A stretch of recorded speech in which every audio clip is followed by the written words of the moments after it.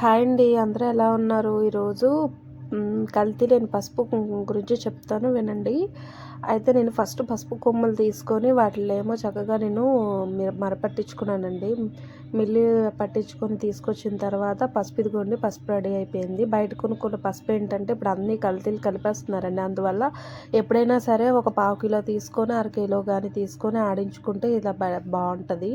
ఎవరికైనా ఉపయోగపడితే మాత్రం ఇలా చేయండి తప్పకుండా. అయితే పసుపు ఆడించుకొని తెచ్చుకున్న తర్వాత ఒక మిక్సీ గిన్నెలో పసుపు తీసుకున్న తర్వాత ఇప్పుడు ఫస్ట్ చూపించాను కదండి, వాటిని కుంకుమ రాళ్ళు అంటారు.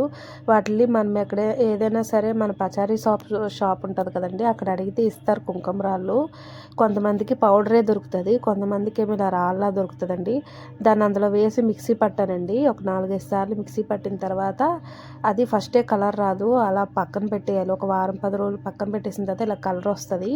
కలర్ వచ్చిన తర్వాత బాగా గుడ్డలో మెత్తగా జల్లించుకొని అందులో ఆవు నెయ్యి, పచ్చికర్పూరం బాగా వేసుకొని మెత్తగా కలిపేసుకోవాలండి. అది మనం పెట్టుకోవడానికైనా మంచిదే, దేవుడికి ఉపయోగించుకోవడానికైనా మంచిదేనండి. ఇలా ట్రై చేసి చూడండి ఫ్రెండ్స్. ఖచ్చితంగా ఈ వీడియో కనుక మీకు నచ్చినట్టయితే ప్లీజ్ అండి లైక్ చేయండి, షేర్ చేయండి, సబ్స్క్రైబ్ చేయండి ఫ్రెండ్స్. ట్రై చేసి చూడండి.